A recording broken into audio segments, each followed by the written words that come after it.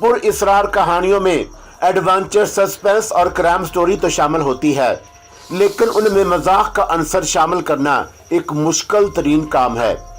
ज़ैर नज़र स्टोरी में ये अनोखी खूबी पैदा की गई है और फ़राईन मिस्र की लातादाद पुरअसरार कहानियों में उसके हैरत अंगेज दास्तान की शमूलियत एक मुनफरिद अमल है, और जहां उसमें लम्हा लम्हा सनसी है वहां बेख्तियार कहके भी शामिल हैं।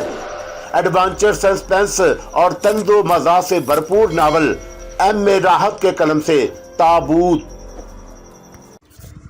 गलतफहमियों का शिकार होकर मैं तुमसे झगड़ा नहीं करूंगा। दर हकीकत यहाँ की ज़िंदगी से कुछ उलझन सी होने लगी है। कमाल है, महम जो तो यहाँ अपनी आधी आधी उम्र गुजार देते हैं। मैं सिर्फ जो हूँ, महम से मेरा कोई वास्ता नहीं। फजूल बातें छोड़ो और नाश्ता कर लो, मुझे भी भूख लग रही है। लैशी ने खाने पीने की कुछ अशिया सजा दी और मैं उसके साथ खाने में मसरूफ़ हो गया। बाहर दिल में ख्याल आया कि अजीबोगरीब लड़की के बारे में उसे बताऊं, लेकिन ये मेरा तजर्बा था कि लड़कियां कहीं की भी हों, उनके सोचने का अंदाज एक ही जैसा होता है। अगर बदकिस्मती से कभी लैशी के आलम होश में वो लड़की दोबारा मेरे सामने आ गई तो लैशी की निगाहें काबिल दीद होती और मैं नहीं चाहता था कि वो मुझे छोड़कर यहाँ से चली जाए। कम से कम लैशी की मौजूदगी में इस बात के इम्कानात तो थे कि एक बार फिर महज़ब ज़िंदगी में लौट जाऊंगा। हर चंद के मैं लैशी को इस सिलसिले में मजबूर नहीं कर सकता था, लेकिन यकीन था कि किसी न किसी दिन वो भी उकता कर ज़रूर मुझसे कहेगी कि चलो यहाँ से वापस चलते हैं, और मुझे उस दिन का इंतज़ार था। क्या ख्याल है अब यहाँ से चला जाए? नाश्ते के बाद लैशी ने कहा। मैंने आगे रास्तों का तयन कर लिया है आगे के लिए, और मैंने बौखलाए हुए अंदाज में कहा। फिर मैं समझा पीछे के लिए। नहीं डियर, अभी तो सहराए आज़म के हसीन तरीन इलाके बाकी हैं। जब यहाँ तक आए हो तो कम से कम दिल में ये हसरत लेकर तो ना जाओ कि सहराए आज़म के उन इलाकों को तुमने नहीं देखा जो रवायती हैसियत के हामिल हैं। मैंने दिल ही दिल में कहा कि मोहतरमा, मेरी हसरत तो कुछ और ही है, लेकिन क्या करूं, मेरी हसरतें भी मेरी तरह बदनसीब हैं। वरना जहाँ तक रवायतों का ताल्लुक़ है, मेरी अपनी रवायात ऐसी अजीबोगरीब हैं, अगर तफसीलात बता दूं तो आप कभी यकीन ना करेंगे, या अगर यकीन कर लिया तो मुझे दागे मफारकत दे जाएंगी। चुनाचा मैंने एक ठंडी बांध कर सांस भरकर खामोशी से गर्दन हिला दी। अब हम यहाँ से नया साफाल चलेंगे। नया साफाल, लैशी ने कुछ देर के बाद कहा। हमारी कश्ती यहीं रहेगी और हम उन लोगों से घोड़े हासिल करेंगे। ये सब कुछ इतनी आसानी से मुमकिन हो सकता है? उसके होंठों पर मुस्कुराहट फैल गई। क्यों नहीं, अब तक तो हमें कौन सी दिक्कत हुई है? मैंने गर्दन हिला दी। ये भी नहीं पूछा कि नया साफाल क्या चीज़। लैशी पावर खासी देर तक वहाँ रुकी और उसके बाद बस्ती में आ गई, जो बिलाशुबा कदीम व जदीद का इम्तजाज थी। एक तरफ नंग धरंग वैशी इधर से उधर आते जाते नजर आ रहे थे, तो दूसरी तरफ इस किस्म के इंतजामात भी थे जिनसे ये एहसास हो कि बिल्कुल ही गैर महज़ब नहीं हैं। लैशी ने घोड़ों के सिलसिले में किसी से गुफ्तगू की और पता नहीं किस अंदाज में मामला तय कर लिए। वो शख्स हमें अपने साथ ले गया और 2 चाको चबंद और तवाना घोड़े हमारे हवाले कर दिए। ज़मानत के तौर पर कश्ती उनके सुपुर्द कर दी गई। देगर ज़रूरी तैयारियों के बाद हम नया फासाल चल पड़े। तंग दरे, पुरपीच घाटियाँ, दरख्त, जंगल। तकरीबन 4 या 5 घंटे तक घोड़ों का ये सफ़र मुसलसल करना पड़ा। उसमें कोई शक नहीं कि सफ़र की रफ्तार तेज़ ना थी, लेकिन घोड़े की पुश्त पर 4-5 घंटे गुजारने का मतलब ये है कि तमाम हड्डियाँ ज़ुबान हाल से चीखने लगीं, और कम से कम मेरी हड्डियाँ तो वाकई अब दर्द से करा रही थीं। लेकिन मैंने इस सिलसिले में लैशी पावर से कोई सवाल नहीं किया कि यह शान मर्दानगी के खिलाफ था। 5-6 घंटे के सफ़र के बाद हमने एक सरसब्ज़ और हरे भरे मैदान में क़याम किया। क्या यही नया साफाल है? मैंने सवाल किया। नहीं, ज़ाहिर है कि 4-5 घंटे के इस सफ़र के बाद अब घोड़ों में भी सकत नहीं रही कि वहाँ तक मज़ीद दौड़ सकें, और इसके अलावा हम लोग भी थक गए हैं। कल सुबह 3 घंटे का सफ़र मज़ीद करना पड़ेगा और उसके बाद हम नया साफाल पहुँच जाएंगे। गोया तकरीबन 8 घंटे का सफ़र। उफ़ मेरे खुदा, वापसी में अगर ये सफ़र मुस्तकिल करना पड़ा तो क्या होगा? ये तो तुम पर मुनहसर है डियर। کیا ضروری ہے کہ ہم مسلسل سفر کریں؟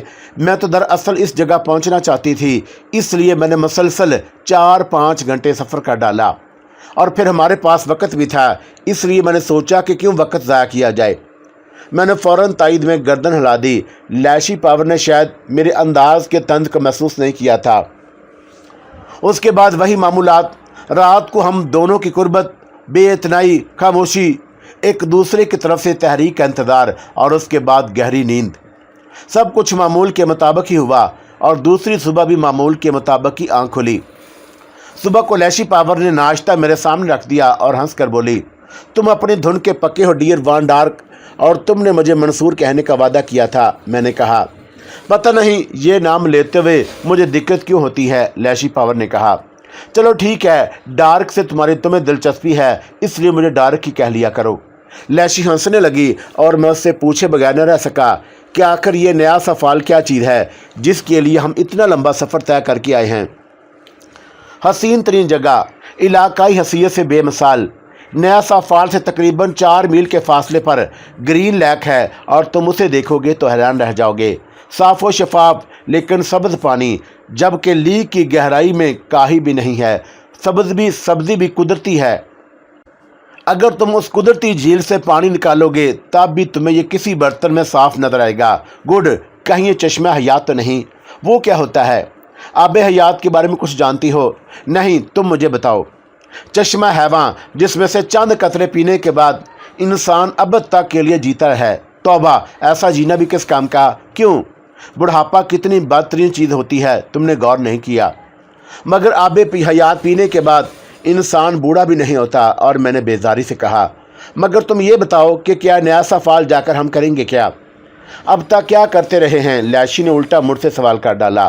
میرے خیال میں کچھ نہیں۔ تو پھر وہاں جا کر بھی کچھ نہیں کریں گے؟ بس خوبصورت جگہ ہے، اور میں تمہیں اس علاقے سے پوری طرح روشناس کرا دینا چاہتی ہوں۔ ویسے تم سے ایک بات کہوں، تمہیں خوشی ہوگی؟ ہاں ہاں کہو۔ بہت عرصے سے میں خوشیوں کو ترسا ہوا ہوں، میں نے جواب دیا۔ وہاں بہت سے سیاح آتے ہیں، ہو سکتا ہے کہ تمہیں وہاں مختلف ملکوں کے لوگ نظر آ جائیں۔ کیا واقعی؟ اور میں خوشی سے اچھل پڑا۔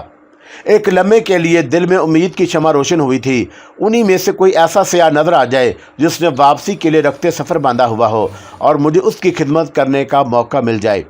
لیشی پاور کو اگر دھوکہ دینا پڑے تو کوئی حرج نہیں، وہ ان علاقوں کی رہنے والی تھی، واپس چلی جائے گی، لیکن مجھے یہاں سے نکلنے کا موقع مل جائے گا۔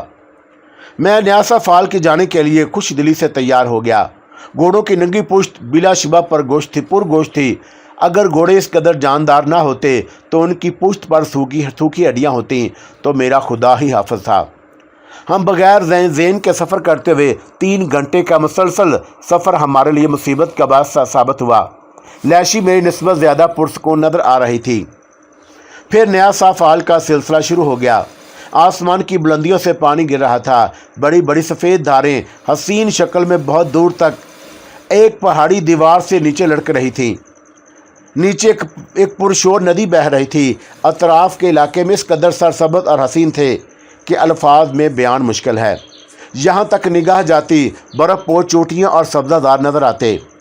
میں اس علاقے میں آ کر کھو گیا، لیکن میری نگاہ اطراف میں بھی بھٹک رہی تھی۔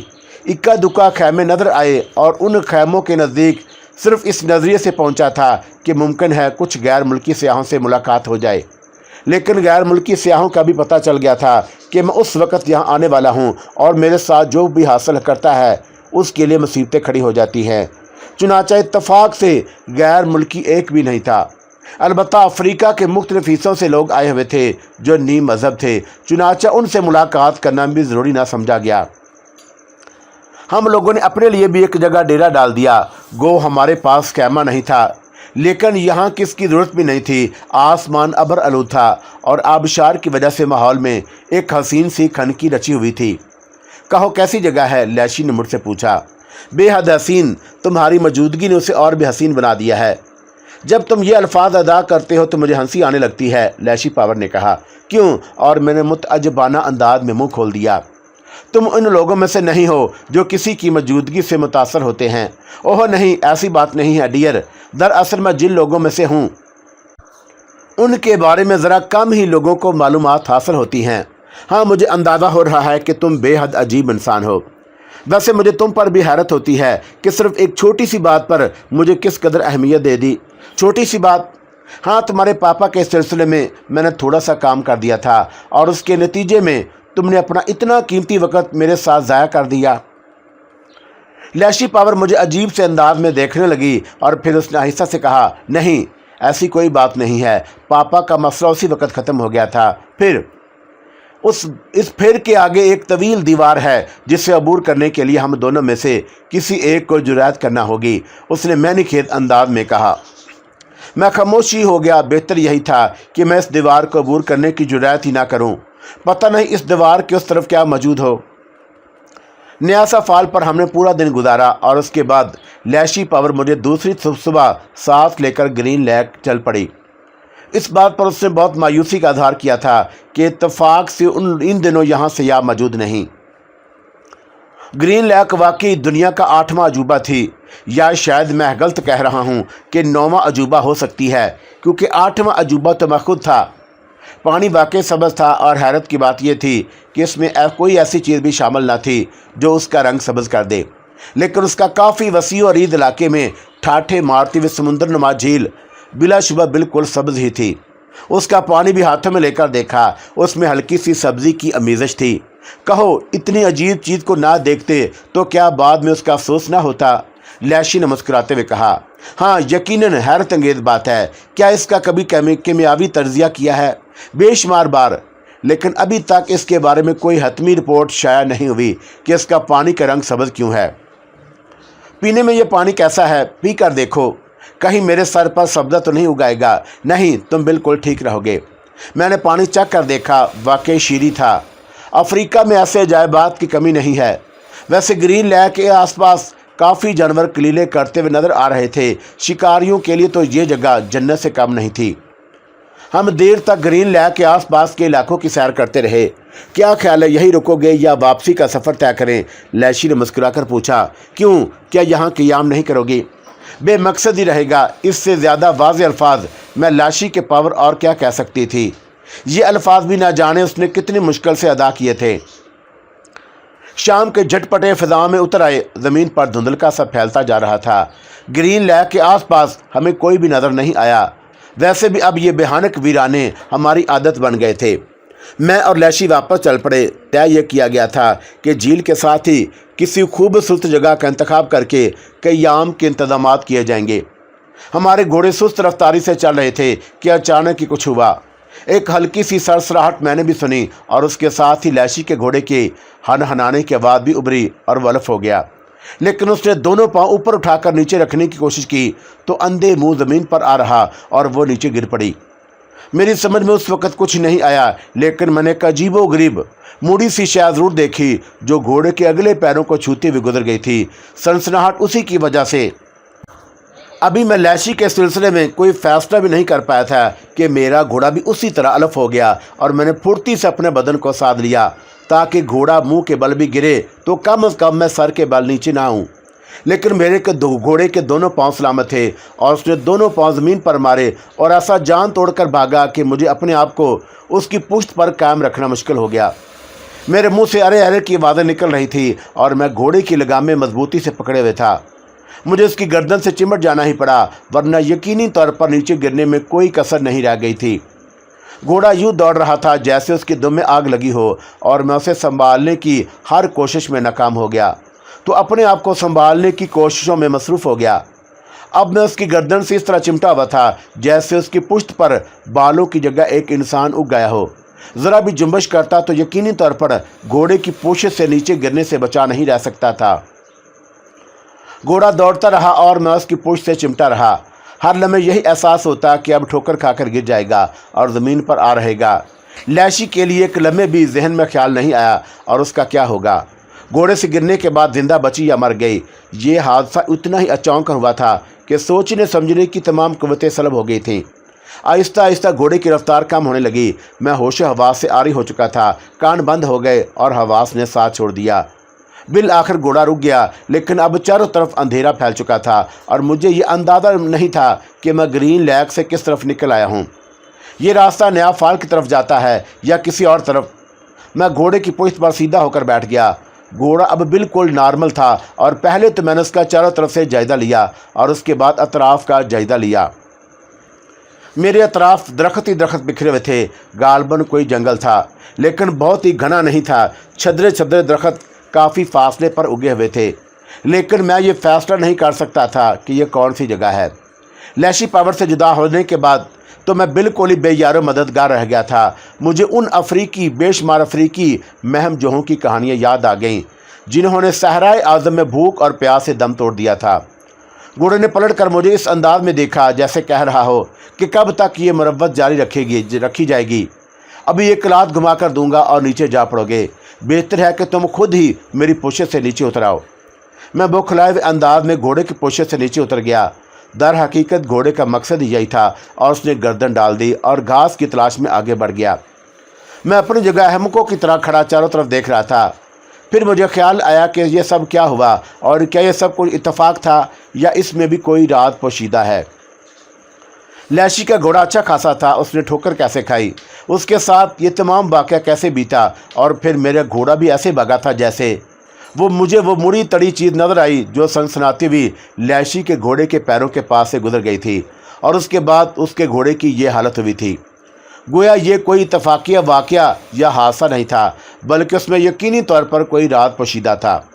लेकिन कोई फ़ैसला करने से जहन का असर था, और जब कुछ समझ में ना आए तो इंसान को चाहे कि वह जहाँ भी हो लंबा लेट जाए और आसमान की तरफ देखने लगे। मैंने ऐसा ही किया और घोड़े के सिमों की आवाज़ और उसके मुंह से निकलने वाली हनहनाहट मुझे अपने साथ किसी जानदार की मौजूदगी का एहसास दिला रही थी। लेकिन इस जंगल में मेरे और घोड़े के अलावा और भी बहुत से जानदार होंगे। अगर वह जानदार मेरी तरफ ना हुए तो क्या होगा? खौन ख्वार और वहशी दरिंदे, सहराए आज़म अफ्रीका, वीराना, तन्हा इंसान और अजनबी घोड़ा, वाह क्या उम्दा सूरत हाल है। ऐसे में किसी जानवर को मेरी तलाश में कोई दिक्कत भी नहीं होगी। टहलता हुआ आएगा और मुझे अपना नवाला बना जाएगा। पूरा बदन पसीने से तर हो गया। मैं खौफ से उठकर बैठ गया था। वो मिसाल गलत हो गई थी कि तन्हा इंसान को ऐसे हालात में ज़मीन पर लेटकर आसमान की तरफ देखना चाहिए। ख्यालात खुद ब खुद उसके ज़हन में रिंग आते हैं, और इस वक्त तो जो ख्याल मेरे ज़हन में रिंगा था वो बहुत ही हौलनाक था। मैंने खौफज़दा होकर चारों तरफ देखा। अब तो दरख्त भी धुंधलाने लगे थे। सिर्फ ये महसूस हो रहा था जैसे कुछ इंसानी साए खड़े हुए हों और मुझे मज़का खेर निगाहों से देख रहे हों। उस वीराने में जो कैफियत इस वक्त मुझ पर बीत रही थी उससे मैं जानता था या मेरा खुदा। मैं सहमा सिमटा बैठा रहा, घोड़े को बार बार चमका लेता था क्या ताकि उससे मेरी इस शनासाई हो जाए और वो ये सोचकर किसी और तरफ निकल जाने की कोशिश ना करे कि ये भी कोई आदमी है जिससे बातचीत नहीं हो सकती। मैं अपनी जगह से उठा और घोड़े के करीब बैठ गया। मैं उसकी खुशामद करना चाहता था, उससे कहना चाहता था कि मेरे भाई, मुझे छोड़कर फरार होने की कोशिश मत करना। वो शायद मेरा मकसद समझ गया, चुनाचा उसने भी मुझसे दिलचस्पी का इजहार किया और मुझे यकीन हो गया कि उसके चेहरे के तासरात मुझसे मुख्तलिफ नहीं हैं। रात गुजारने के लिए कोई जगह भी तलाश नहीं की जा सकती थी। जाता तो कहाँ जाता। देर तक खौफज़दा रहा। उसके बाद घोड़े से चंद गज के फासले पर एक दरख्त के तने से टेक लगाकर बैठ गया। जहन साएं साएं कर रहा था। खौफ व दहशत से बदन के रोंगटे खड़े हो गए थे। हर लम्हे यही एहसास होता कि किसी दरख्त के अकब से शेर की गुर्राहट सुनाई देगी। वो खौनख्वार आंखें मुझे घूरेंगी, एक जस्त लगाई जाएगी और फिर मेरे फेफड़े उसके दांतों में दबे होंगे। मैं दिल ही दिल में लैशी को गालियां देने लगा। खुदा गारत कर इन औरतों को जहाँ भी होती हैं मर्दों के लिए मुसीबत का सामान ही फराहम करती हैं। अरे भाई, मुझे क्या पड़ी थी सहराए आज़म अफ्रीका में भटकने की।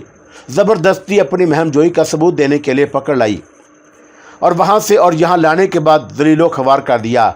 अब खुद भी पता नहीं किस आलम में होगी। मर गई हो तो अच्छा है।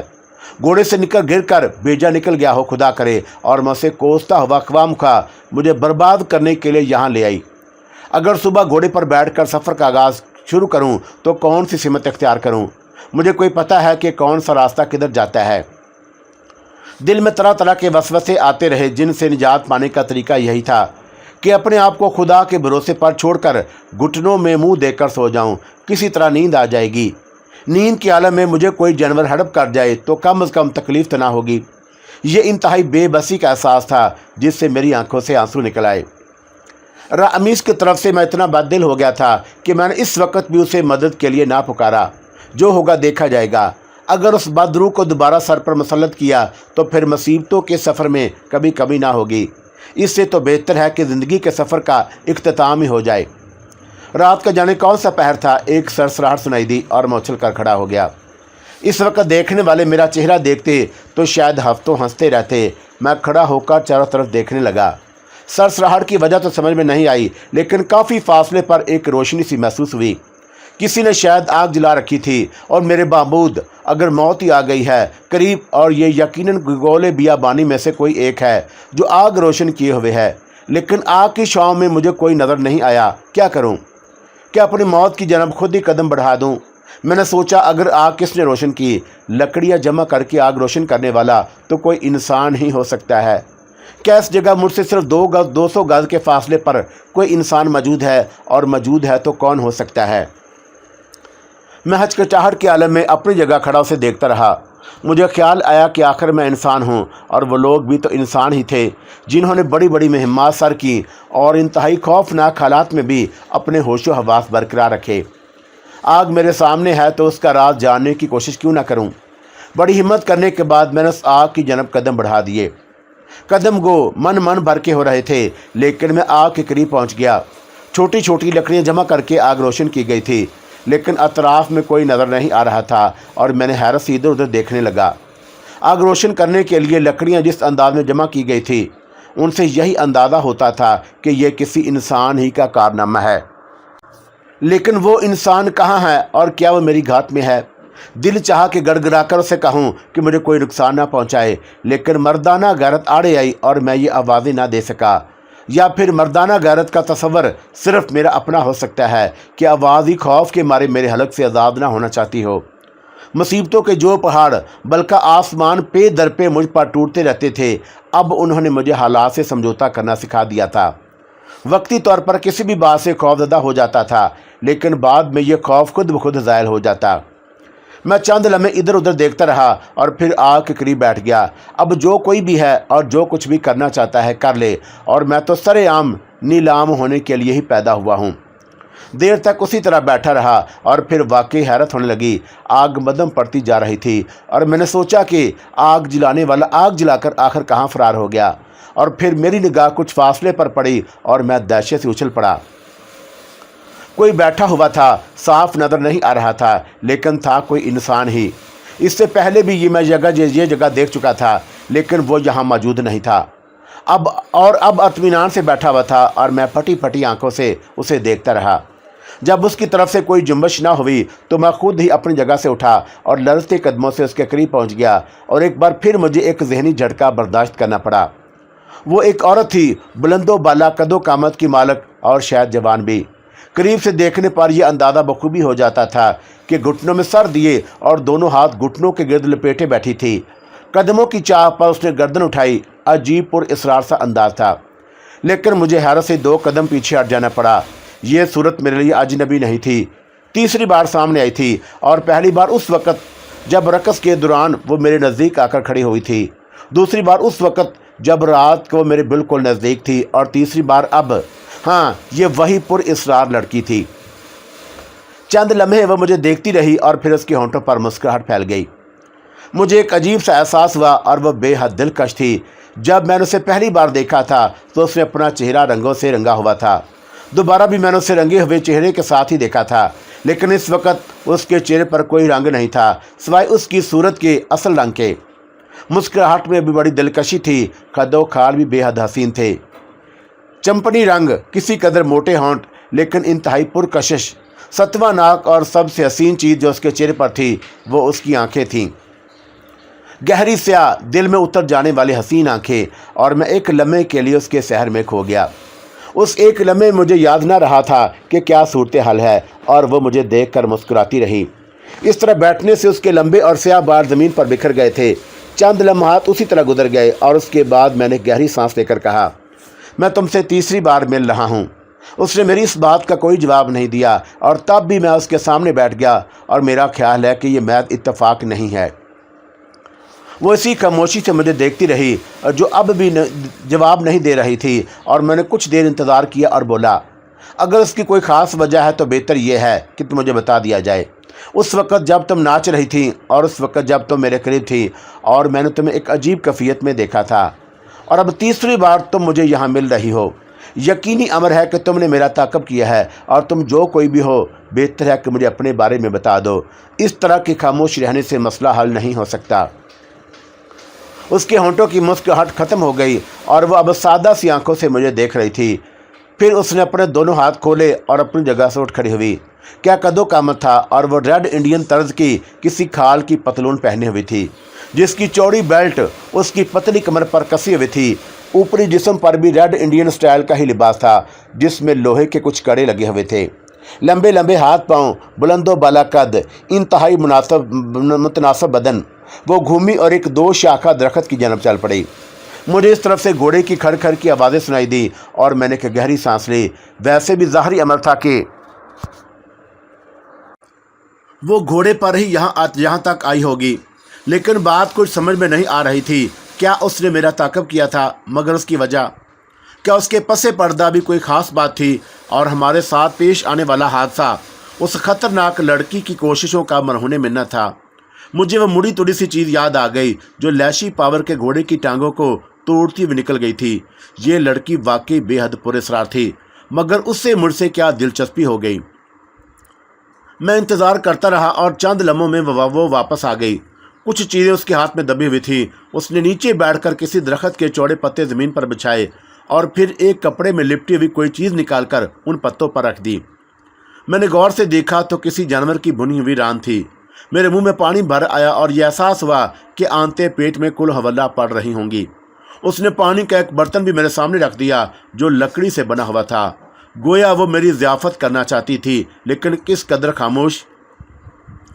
میں نے اس کی جانب دیکھا تو اس نے آنکھوں بند کر کے گردن ہلائی اور ران کی جانب اس طرح اشارہ کیا جیسے مجھے کہہ رہی ہو کہ دیر نہ کرو، اور میں نے اسے بھی پیشکش کی، لیکن پھر وہ اپنی جگہ جا کر بیٹھ گئی اور میں دانتوں سے ران کا گوشت ادھیڑنے لگا۔ انتہائی نرم اور خستہ گوشت تھا، بالکل پھیکا، نمک وغیرہ کا سوال ہی نہیں پیدا ہوتا تھا، لیکن بھنا ہوا تھا۔ چنانچہ میں اسے دانتوں سے ادھیڑ کر میدے میں اتارتا رہا۔ وہ مطمئن انداز میں بیٹھی تھی۔ میدے میں کچھ وزن پیدا ہوا اور طبیعت پر بحالی سی آ گئی۔ اب تک کی جو کیفیت تھی وہ رفتہ رفتہ ختم ہوتی جا رہی تھی۔ اس نے ابھی تک میری کسی بات کا کوئی جواب نہیں دیا تھا۔ اس سے میں نے یہی نتیجہ اخذ کیا کہ وہ انگریزی نہیں جانتی۔ وہ بظاہر افریقی نہیں محسوس ہوتی تھی، لیکن یہ بات بھی نظر انداز نہیں کی جا سکتی کہ میں نے اسے افریقیوں کے ایک قبیلے کے ساتھ رقص کرتے ہوئے دیکھا تھا۔ میدے کے وزن نے آنکھوں میں نیند لانے شروع کر دی، چنانچہ میں وہی لیٹ گیا اور خاموشی سے اسے دیکھتا رہا۔ اس نے بھی اسی طرح گھٹنوں میں منہ دیکھ کر سر چھپا لیا تھا۔ وقت گزرتا رہا اور میں نے جب بھی اسے دیکھا وہ مجھے اسی طرح بیٹھی ہوئی نظر آئی۔ جانے کیوں ایک بے چینی کا احساس ہونے لگا، لیکن پھر نیند نے تمام احساسات چھین لیے اور میں گہری نیند سو گیا۔ دوسری صبح آنکھ کھلی تو چونک کر ادھر ادھر دیکھا۔ لڑکی کہیں نہیں تھی، لیکن ایک گھوڑا مجھے نظر آ گیا جو میرا ہی گھوڑا تھا، اور میں اپنی جگہ سے اٹھا اور درخت کے عقب میں پہنچ گیا۔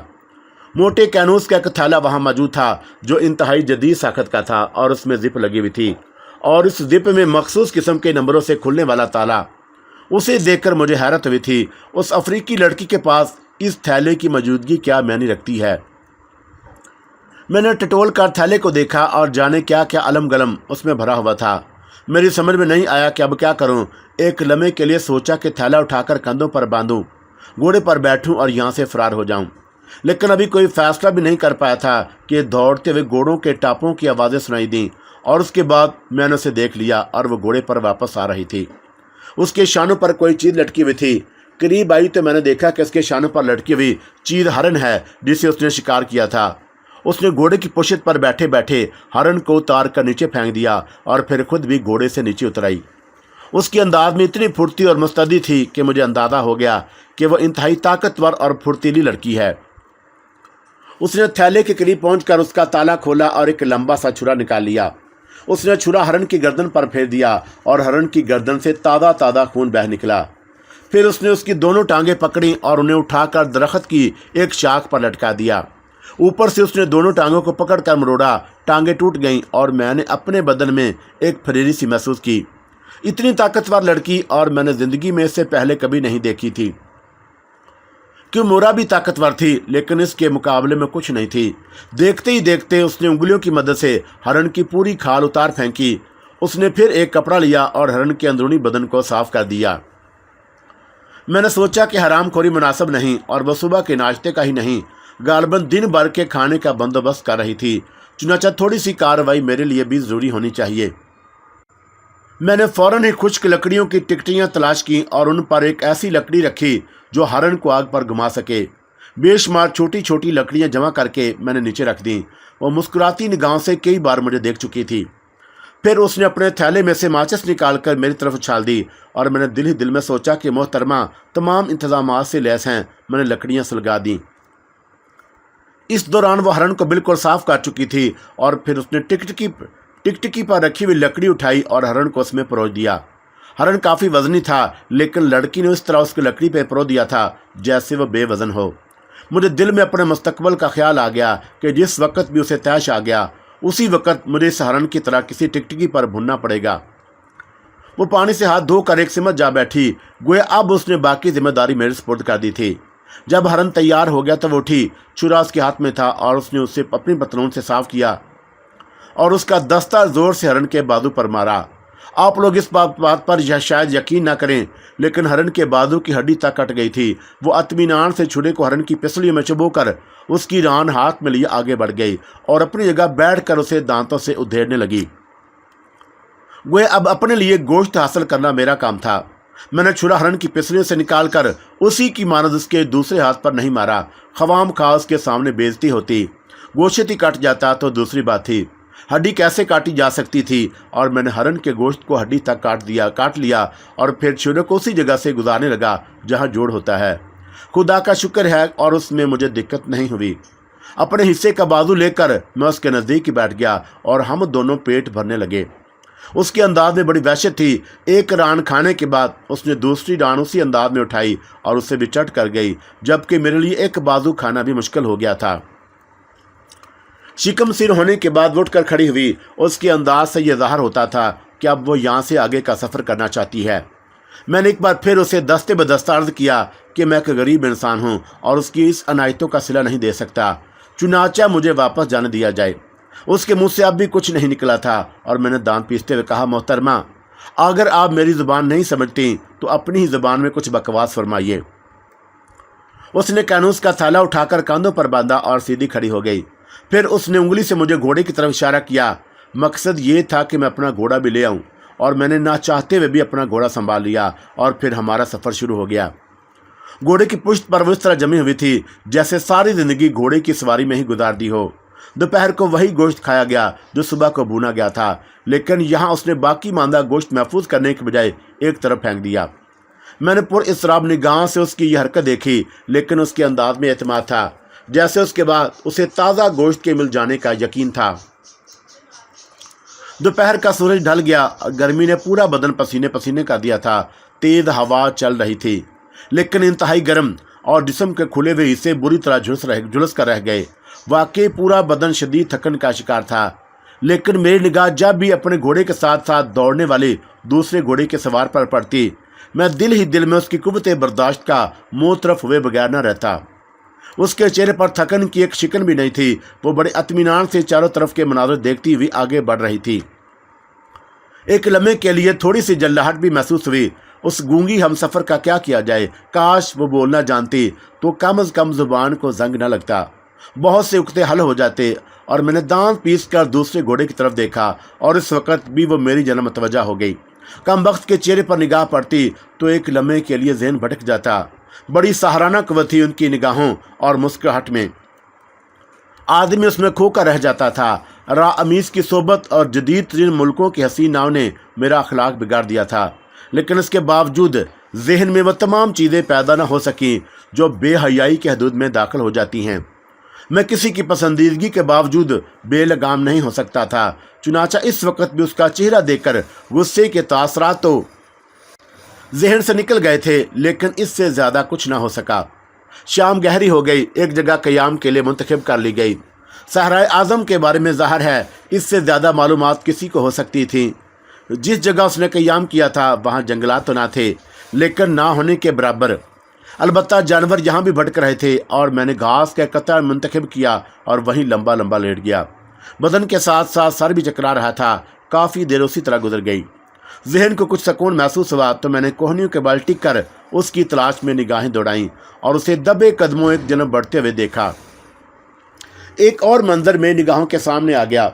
मुड़ी हुई एक लकड़ी जैसा एक टुकड़ा और उसके हाथ में था, और जो सनसनाता हुआ उसके हाथ से निकला और सामने दौड़ने वाले हरन के एक बच्चे की टांगों में लगा और वह बुरी तरह उछल कर नीचे गिरा, जबकि लकड़ी का वो टुकड़ा वापस उसके हाथ में वापस आ गया था। मेरे ज़हन में फ़ौरन ही नारा लगाया, बूमरिंग, ऑस्ट्रेलिया के कदीम बाशिंदों का कदीम तरीन हथियार, जिससे वह हर चीज़ में इस्तेमाल किया करते थे। यकीनी तौर पर यह बूमरिंग ही था। लेकिन हैरत की बात थी कि यह लड़की अफ्रीकी नसाद होने के बावजूद बूमरिंग के इस्तेमाल से वाकिफ थी। अचानक उसके खदोखाल में मुझे ऑस्ट्रेलिया के बाशिंदों की झलक नज़र आने लगी, लेकिन एक ऑस्ट्रेलवी हसीना सहराए आज़म में। मैं सोचता रहा। अब मुझे इसमें कोई शक नहीं रहा था कि लैशी के घोड़े को जिस चीज़ ने नकारा किया था वो यही बूमरिंग था। इसमें कोई शक नहीं कि इन्हीं खातून ने लैशी का पता साफ किया था। मगर क्यों? अगर मुझ पर मेहरबान हो गई थी तो इन मेहरबानियों के इजहार का दूसरा तरीका भी हो सकता था। हरन के बच्चे को उठाकर वो मुझे अपनी तरफ आती हुई नजर आई। अब ज़ाहिर था कि मुझे सुगर घरेलू खवातीन की तरह इस शिकार को भूनने का इंतज़ाम करना था। जिम्मेदारी एक बार कबूल कर ली थी तो अब उसे निभाना ही चाहिए था, ताकि तावन का इजहार होता रहे और यह हौलनाक हसीना मुझसे बदज़िन ना होने पाए। चुनाचा मैंने और उसने वही कुछ किया जो सुबह कर चुके थे। शिकम सैर होने के बाद बदन पर अजीब सी थकन सवार हो गई और मैं वहीं लेट गया। फिर जाने कब आंख लग गई। दोबारा होशो हवास की दुनिया में लौटा तो रात ही का वक्त था, लेकिन पूरे दिनों की चांदनी ने पूरे जंगल को मुनव्वर कर रखा था। मैंने गर्दन मोड़ कर देखा, वो मेरे करीब ही बेसुध लेटी हुई थी। कुछ देर में उसे नज़रों में समोता रहा और फिर उठकर बैठ गया। बदन में अजीब सी चपचपाहट थी। पसीने और गर्मी ने बेड़ा गर्क कर दिया था। ख्याल आया कि काश पानी होता तो नहा लेता। दिमाग में जाने क्या समाई एक तरफ चल पड़ा और दरिंदों का खौफ दामनगीर था। लेकिन इस वक्त मालूम नहीं इतनी सारी बहादुरी कहाँ से आ गई, और फिर उस बहादुरी का सिला भी मुझे मिल गया। मैं अचानक एक झील के किनारे पहुंचा था जो दरख्तों ने पोशीदा कर रखी थी।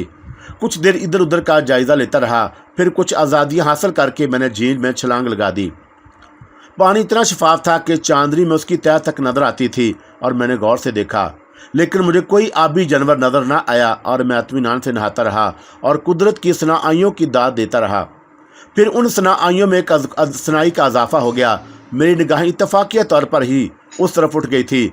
एक लम्हे के लिए तो दिल धक से रह गया। यूँ महसूस हुआ जैसे कोई आबी जानवर आ गया हो। लेकिन चांदनी में और मैंने उसे देखा तो मेरे पूरे बदन में सनसनाहट दौड़ गई। मैं उसकी आमद को महसूस नहीं कर सका और ना ही मुझे ये अंदाज़ा हुआ था कि कब वो पानी में दाखिल हुई। मुझे तो वो कोई जल परी लग रही थी और मैं साकत होकर उस जल परी को देखने लगा जो किसी परी की मानद पानी में कलीलें कर रही थी। उसके लंबे स्याह बाल क़यामत बने हुए थे।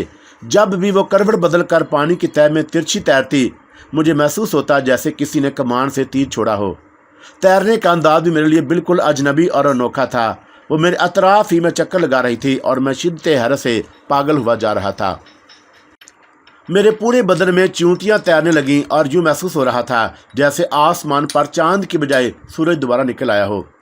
मेरी आंखों में जलन पैदा होने लगी और मैंने उसके चेहरे को गौर से देखने की कोशिश की, लेकिन उस पर निगाहें ही नहीं टिक पा रही थी। और फिर अचानक ये एहसास हुआ कि जिस तरह मैं उसे देख सकता हूँ उसी तरह वो भी मुझे देख सकती है। और जाने क्यों मशरक मेरे ज़हन में आ रहा।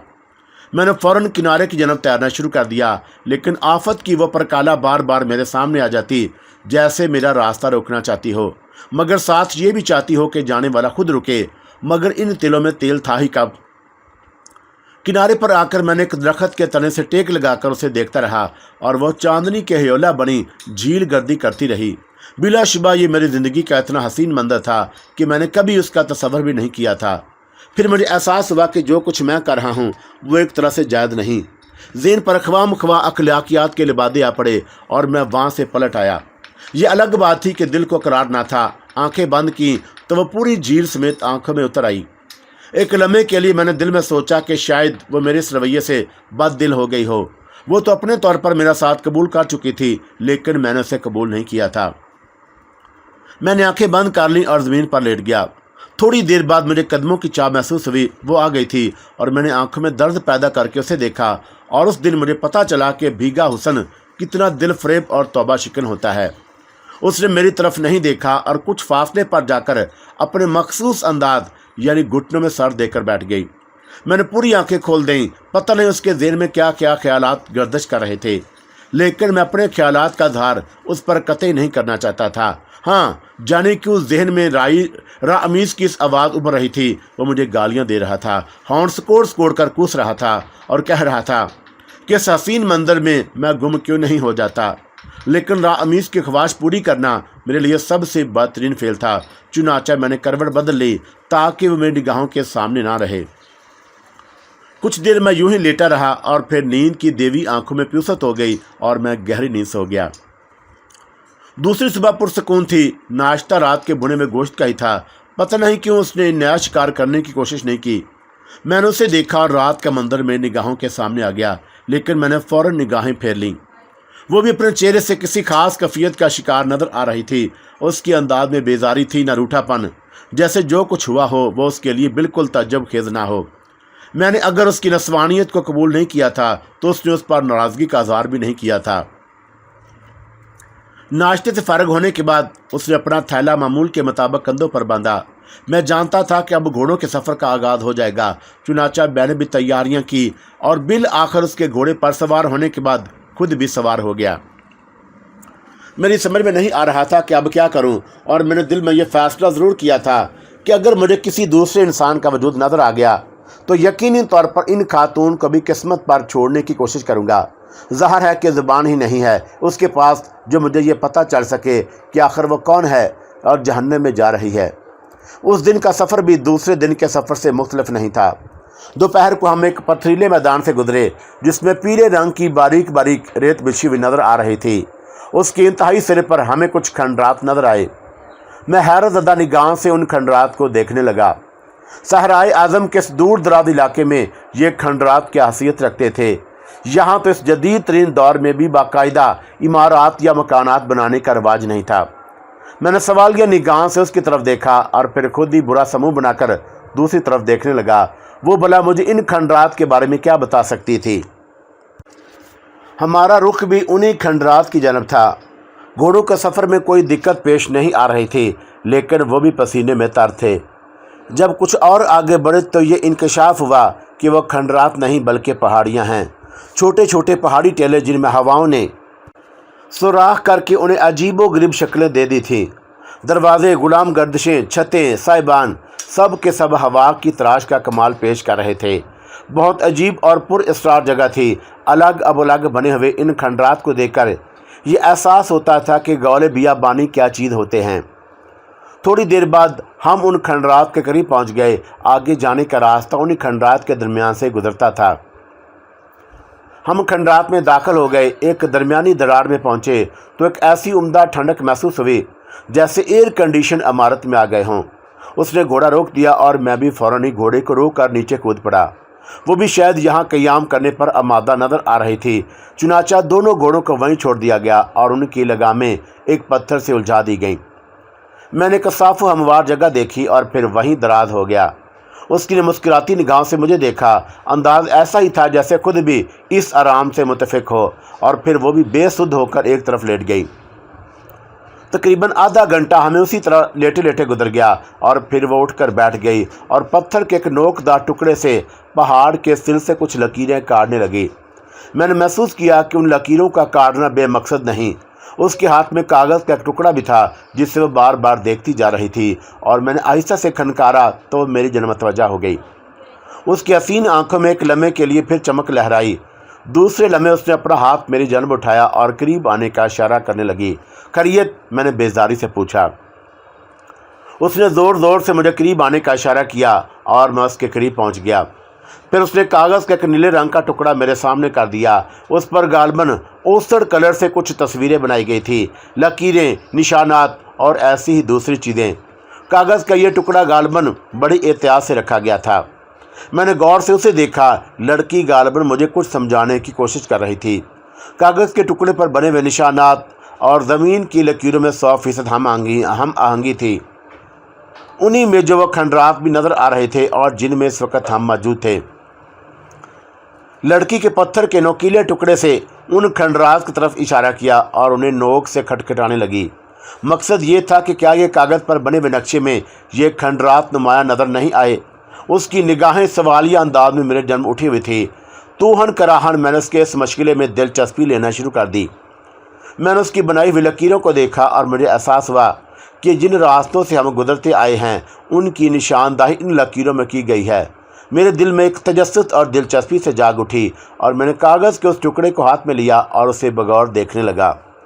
درمیان سے پھٹا ہوا تھا اور اس کی لمبائی بتاتی تھی کہ کم از کم اتنا ہی لمبا ٹکڑا اس میں اور شامل ہوگا، لیکن اب وہ آدھا تھا اور وہ غالباً مجھ سے اپنے بنائے ہوئے نقشے کی تصدیق چاہتی تھی۔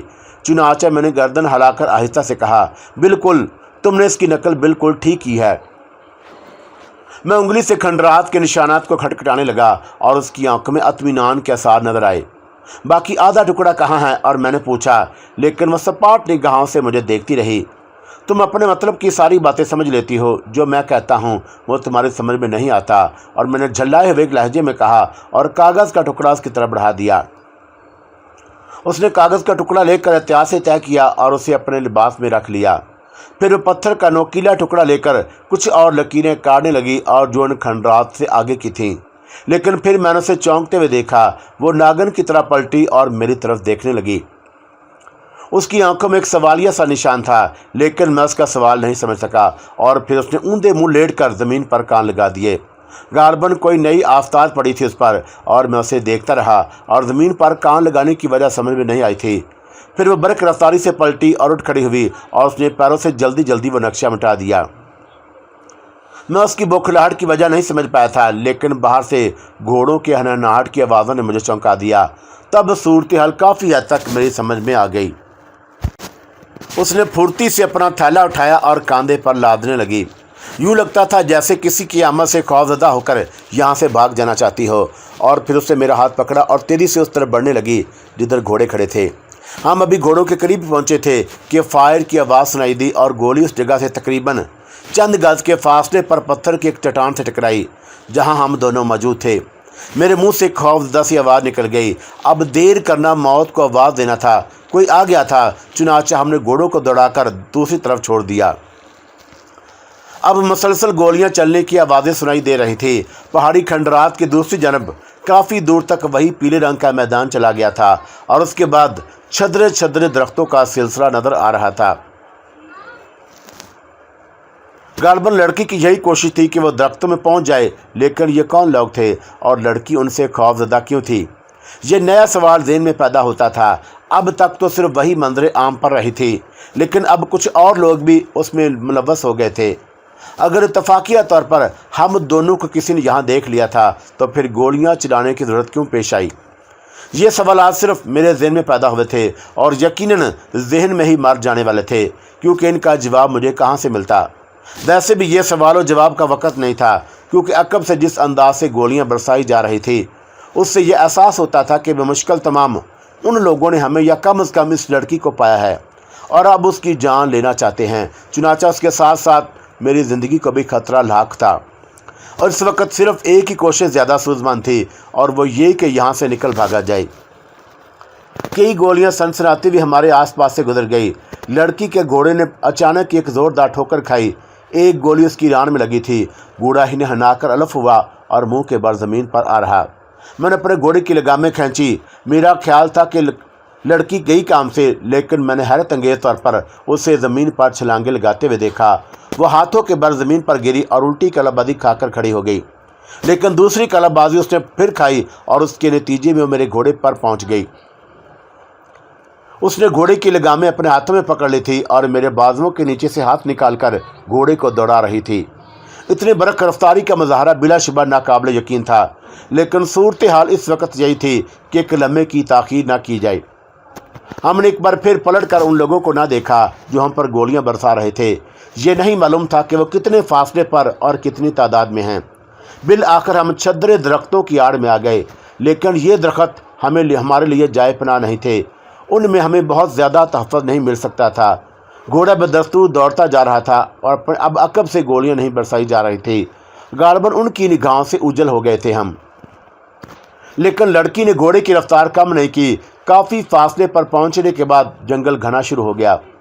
لڑکی پناہ لینے کے موڈ میں نہیں تھی۔ اس نے باعث ہمت کا رخ کیا، حتیٰ کہ ہم ایک ایسے مقام پر جا نکلے جو کسی قدر محفوظ محسوس ہوتا تھا۔ یہاں بھی جنگل ہی تھا، لیکن درخت ایک دوسرے سے تقریباً جڑے ہوئے تھے، اور جانے یہ صحرائے اعظم کا کون سا حصہ تھا۔ بہرطور ہم ان درختوں کے درمیان میں پہنچ گئے۔ میری حالت کافی خراب ہو گئی تھی، چہرہ بری طرح بگڑا ہوا تھا۔ ہم جنگل میں کافی دور تک اندر آ گئے اور پھر ایک جگہ نسبتاً صاف ستھری نظر آئی، جہاں پہنچ کر اس نے گھوڑا روک لیا اور پھوٹی سے نیچے اتر گئی۔ میں نے ایک لمحے کے لیے کچھ سوچا اور گھوڑے کو ایڑ لگا کر اس کی لڑکی سے دور چلا جاؤں، لیکن پھر وہی خوف دامن گیر ہو گیا کہ میں اس کے ہولناک جنگل میں جاؤں گا کہاں۔ چنانچہ میں بھی مجبوراً گھوڑے سے اتر آیا، اور وہ گہری گہری سانسیں لے رہی تھیں اور اس کے کان مسلسل گردش میں تھے، جیسے وہ دور دور کی آوازیں سننے کی کوشش کر رہی ہو۔ گھوڑے کو ایک طرف چھوڑ دیا گیا اور ہم لوگ ایک درخت سے ٹیک لگا کر کھڑے ہو گئے۔ اے خاتون مصیبت جہاں، اب کیا ارادہ ہے؟ کیا ان جنگلوں میں ہی ہماری زندگی بے بسر ہو جائے گی؟ اور میں نے اس سے پوچھا۔ اس نے کوئی جواب نہ دیا اور ادھر ادھر دیکھتی رہی۔ پھر اس نے میرے بازو کو تھپ تھپایا اور ایک سمت بڑھ گئی۔ پتہ نہیں کم وقت نے کیا دیکھ لیا تھا، وہ تقریباً 15 گز تک مجھے اسی طرح ساتھ لیے ہوئے بڑھتی رہی۔ اب میں نے بھی وہ چٹانیں دیکھ لی تھی جو عجیب و غریب اور گھاس سے ڈھکی ہوئی 2 چٹانیں جن کے نیچے سوراخ نظر آ رہے تھے۔ غالباً یہ غاروں کا کوئی علاقہ تھا۔ ہم ایک غار کے سامنے رک گئے۔ لڑکی نے ایک لمحے کے لیے ادھر ادھر دیکھا اور پھر اس نے ایک غار کے دہانے کے قریب پہنچ کر اندر قدم رکھ لیا، لیکن دوسرے ہی لمحے ایک وحشت ناک کہکہ سنائی دیا اور لڑکی چونک کر پیچھے ہٹ گئی۔ میری چیخ نکل گئی تھی۔ اندر سے کوئی ہنستا ہوا نکلا اور میرے شانوں کو چھوتا ہوا ایک لمبی زرکند لگا کر سامنے کی سمت بھاگ گیا۔ میں حیرت سے منہ کھولا دیکھتے کا دیکھتا ہی رہ گیا۔ بھاگتے ہوئے جانور کی پشت نہ دیکھ کر تو یہی احساس ہوتا کہ وہ کوئی انسان تھا جس نے کہکہ لگایا اور فرار ہو گیا۔ عجیب و غریب جانور تھا، کینگرو کی طرح اچھلتا ہوا بھاگ رہا تھا، لیکن اس کا کہکہ انسانی کہکے سے کتنا مشابہ تھا۔ لڑکی نے ایک گہری سانس لی اور اس کے بعد اس غار میں داخل ہو گئی۔ چند لمحوں بعد وہ مایوسی سے باہر نکل آئی۔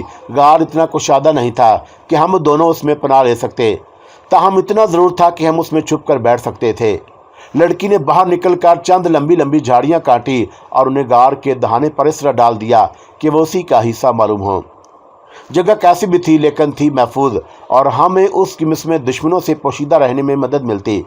گھوڑے کی موجودگی البتہ باعث تشویش تھی، اور اسے یہ خوف تھا کہ وہ لوگ گھوڑے کو دیکھنے کے بعد ہمیں آس پاس ہی تلاش کریں گے۔ میں نے اس سے کچھ کہنا چاہا لیکن جھنجھلا کر خاموش ہو گیا۔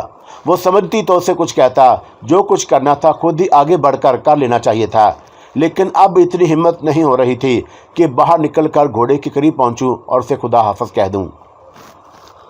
کافی دیر گزر گئی اور اس کے بعد غالباً شام جھکنے لگی۔ سورج اپنا سفر طے کر چکا تھا۔ جھکتی ہوئی شام تیزی سے یہاں کے ماحول پر مسلط ہوتی جا رہی تھی۔ ویسے بھی گھنے جنگل تھے اور سورج یہاں بہت کم اپنی حشر سامانیوں کا مظاہرہ کر سکتا تھا۔ کچھ دیر بعد چاروں طرف تاریکی پھیل گئی۔ کوئی سرسراہٹ سی ابھری تو میں نے چونک کر گردن باہر نکالی۔ لڑکی نے فوراً ہی مجھے پیچھے کھینچ لیا، لیکن اتنے میں باہر کا جائزہ لے چکا تھا۔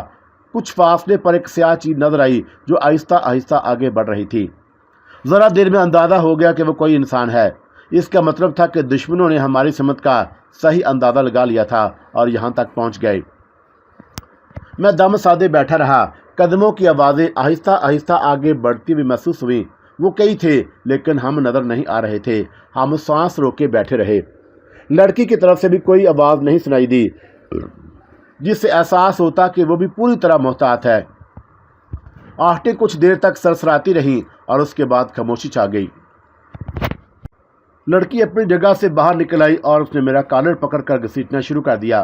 اب کیا مصیبت نازل ہو گئی تم پر؟ میں نے دانت کچکچا کر کہا، لیکن اس نے اتنی زور سے مجھے کھینچا کہ میں گھسڑتا ہوا باہر نکل آیا۔ عجیب مصیبت گلے پڑ گئی تھی۔ میری سمجھ میں کوئی بات نہیں آئی۔ یہ جگہ تو میرے خیال میں کافی محفوظ تھی۔ اس نے مجھے کھڑا کیا اور اس کے بعد ایک طرف گھسٹنے لگی، گویا وہ یہ جگہ چھوڑ دینا چاہتی تھی۔ ابتدا میں تو میری سمجھ میں کچھ نہ آیا، لیکن بعد میں نے جب غور کیا تو میری آنکھیں شدت حیرت سے پھیل گئیں۔ یہ ایک بہترین اقدام تھا کہ وہ لوگ جس راستے پر تلاش کر کے یہاں تک پہنچے تھے، لڑکی اس راستے پر جا رہی تھی۔ اس سے یہ فائدہ ہو سکتا تھا کہ اب وہ لوگ ہمیں اس سمت تلاش نہیں کریں گے۔ ممکن ہے کہ ان چٹانوں کو بھی تلاش کر لیں جن کے درمیان سوراخ بنے ہوئے تھے۔ مجھے احساس ہوا تھا کہ لڑکی اتنی بیوقوف نہیں ہے جتنا میں سمجھ رہا تھا۔ ہم دیر تک سفر کرتے رہے اور پھر ہمیں کوئی آواز سنائی نہیں دی تھی۔ جس راستے پر ہم جا رہے تھے وہاں جنگل زیادہ گھنا اور خوفناک ہوتا چلا گیا۔ بعض جگہ زمین پر دلدل بھی محسوس ہو رہی تھی جو گھاس میں چھپی ہوئی تھی، لہٰذا سفر میں سخت دشواری پیش آئی۔ لڑکی ہمیشہ کی طرح اس وقت بھی کافی پرسکون تھی۔ خاصا فاصلہ طے کرنے کے بعد ایک بار پھر ہم نے ایک جھنڈ میں پناہ لی۔ درختوں کے درمیان قد آدم گھاس اگی ہوئی تھی، میرے کان آہٹوں پر لگے ہوئے تھے اور میں دور دور تک کی آوازیں سننے کی کوشش کر رہا تھا، لیکن اطراف میں کوئی آواز نہیں تھی۔ لڑکی یہاں کافی دیر رکی۔ آہستہ آہستہ چاند نکل آیا تھا اور چاندنی درختوں سے چھن چھن کر پہنچ رہی تھی، جس سے بعض حصے اچھے خاصے روشن ہو گئے تھے۔ درخت یہاں بھی گھنے اور آپس میں جڑے ہوئے تھے اور زمین کی حالت بتا رہی تھی کہ وہ انسانی قدموں سے نا آشنا ہے۔ کچھ فاصلے پر ہمیں جانوروں کی خشک ہڈیاں بکھری ہوئی نظر آئیں۔ کئی منٹ یہاں گزارے اور اس کے بعد پھر یہاں سے آگے بڑھ گئے، یہاں تک کہ درختوں کا سلسلہ منتقل ہو گیا۔ تھوڑے ہی فاصلے پر پتھریلا میدان نظر آ رہا تھا۔ لڑکی مقامی جغرافیے سے خوب اچھی طرح واقف تھی اور ایسے راستوں پر جا رہی تھی جو مشکل نہیں تھے، یہاں تک کہ آہستہ آہستہ رات ختم ہو گئی۔ ہم تھوڑی دیر رک جاتے اور اس کے بعد پھر سفر کرنے لگتے۔ غالباً لڑکی راتوں رات ان لوگوں سے اتنی دور نکل جانا چاہتی تھی کہ دن کی روشنی میں وہ ہمیں تلاش نہ کر سکیں۔ جب سورج نکلا تو ہم ایک ایسے علاقے میں تھے جہاں درخت بہت کم تھے اور چھوٹے چھوٹے ٹہلے بکھرے ہوئے تھے۔ ان کے درمیان جھاڑیاں بکثرت موجود تھیں۔ ٹہلے بالکل سنسان اور خاموش تھے۔ اطراف میں جانور وغیرہ بھی نظر نہیں آ رہے تھے۔ میں نے سوچا کہ لڑکی یہاں دھوکہ کھا گئی۔ اگر غذا کا مسئلہ پیش آ گیا تو کیا ہوگا؟ یہاں تو اس کے شکار کرنے کے لیے جانور بھی نہیں تھے۔ دوسرے ہی لمحے مجھے ایک دم احساس ہوا کہ بلا شبہ یہاں ہمارے شکار کرنے کے لیے جانور نہیں تھے، لیکن ہمارے شکاری موجود تھے۔ ایک ٹہلے کے عقب سے پانچ چھ افراد نمودار ہوئے اور ان کے ہاتھوں میں رائفلیں دبی ہوئی تھیں۔ ان کے چہروں پر ایسے تاثرات نظر آ رہے تھے جیسے وہ چھپے ہوئے ہمارا انتظار کر رہے ہوں، اور آن کی آن میں وہ ہمارے چاروں طرف بکھر گئے۔ لڑکی پینترے بدل رہی تھی، اس کی نگاہیں ان لوگوں پر جمی ہوئی تھی۔ یوں محسوس ہوتا تھا جیسے اس نے ان سے ہار نہ مانی ہو۔ وہ چیختے دھاڑتے ہوئے ہماری جانب لپکے، اور ان کا انداز ایسا ہی تھا کہ جیسے میں دانتوں سے چیٹ کر رکھ دیں گے۔ میں تو آسانی سے ان کی گرفت میں آ گیا، لیکن لڑکی اچانک کی زمین پر ہاتھ رکھ کر اچھلی اور اس کی دونوں ٹانگیں دو افراد کے منہ پر پڑیں۔ ان کی حالت سے بے اختیار چیخیں نکل گئیں۔ لڑکی نے چھلانگ لگائی اور اتنی برق رفتاری سے ایک ٹہلے پر چڑھی کہ یقین نہیں آتا تھا۔ میں دو آدمیوں کی گرفت میں تھا، لیکن میری آنکھیں لڑکی کو دیکھ رہی تھی۔ آن کی آن میں وہ ٹہلے کی بلندی پر نظر آئی اور اس کے بعد دوسری طرف کود گئی۔ لینا اور ان میں سے ایک دھاڑا اور پھر سب اس کی طرف دوڑ پڑے۔ جو مجھے پکڑے ہوئے تھے وہ بھی مجھے گھسیٹتے ہوئے اسی جانب جا رہے تھے، اور میں نے بلندی پر پہنچ کر دیکھا لڑکی ٹہلوں کے دامن میں بھاگ رہی تھی اور دو افراد پوری قوت سے اس کے پیچھے دوڑ پڑے، اور لڑکی سے ان کا فاصلہ کم ہونے لگا، لیکن وہ چھلاوا بنی ہوئی تھی۔ تقریباً 200 گز کے فاصلے پر جا کر وہ رکی اور ہماری طرف ہاتھ ہلایا۔ انداز ایسا ہی تھا جیسے الوداع کہہ رہی ہو، اور ایک بار پھر اس نے آگے چھلانگ لگا دی۔ اس کے نزدیک ترین پہنچ جانے والے دونوں افراد دوبارہ اس کے پیچھے دوڑ پڑے، لیکن وہ 10-15 گز ہی گئے ہوں گے کہ ان کے قدم ٹھٹک گئے، اور پھر میں نے ان کے چہروں پر دہشت نمایاں دیکھی۔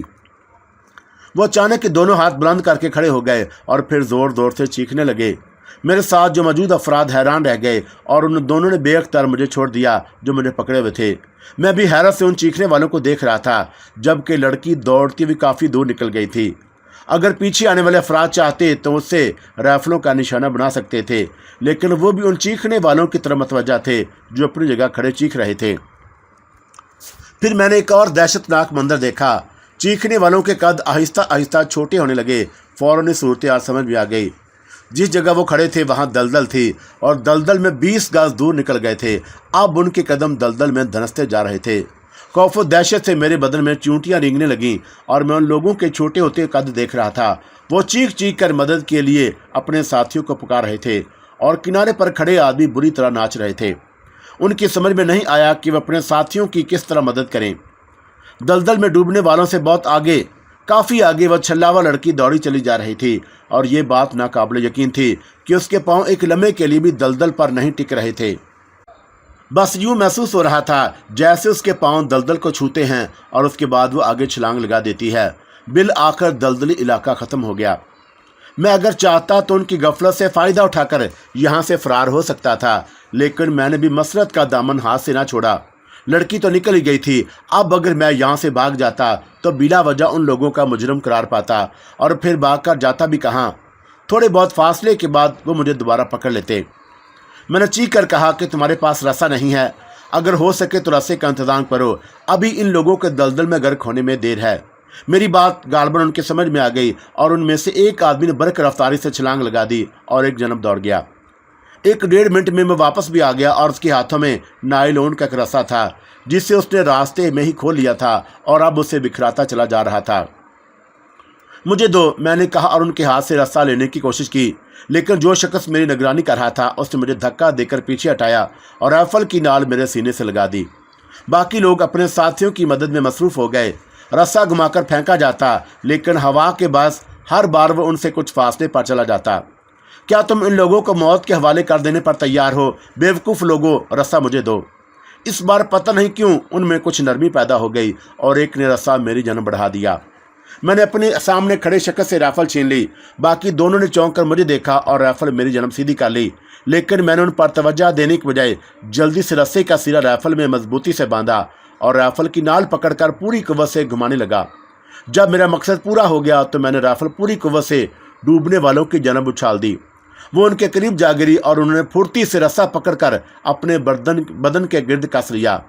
मेरी इस कोशिश से राइफल बरादर गालबन मुतमिन हो गए थे। अब रस्से की मदद से उन्हें खींचा जाने लगा और मैं खुद भी उनके साथ मसरूफ़ हो गया था। दलदल से उन दोनों के बदन उखड़ने लगे, यहाँ तक कि वह दलदल में एक लंबी लकीर बनाते हुए दूर तक आ गए। हम लोग बुरी तरह पसीना पसीना हो गए, लेकिन उन्हें बचाने में कामयाब हो गए थे। वो दलदल से निकले तो मैं भाग कर उन तक पहुंचा। पानी है? मैंने सवाल किया और वो एक शख्स ने हैरतज़दा अंदाज में पानी की छागल मेरी तरफ बढ़ा दी। मैंने दोनों को पानी पिलाया और उनके शानों पर थपकियां देने लगा। बदबूदार दलदल से उनके बदन उथड़ गए थे। उन्हें साफ करना इंतहाई आसान नहीं था।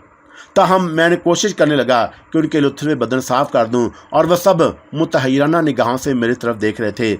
मैं तो उनके दुश्मनों में से था और वो लोग मुझे गिरफ्तार करने की कोशिशों में रात भर मसरूफ़ रहे थे और मैं उनके साथ ये दोस्ताना सलूक कर रहा था। लेकिन मैंने अपनी दानिश में बहुत बड़ा तीर मार लिया था। काफ़ी देर तक मैं उन लोगों पर मसरूफ़ रहा और आखिरकार उन्हें इस गंदगी से निजात दिलाने में कामयाब हो गया। और मैंने इधर उधर देखते हुए कहा, यहाँ कोई तालाब वगैरह नहीं है।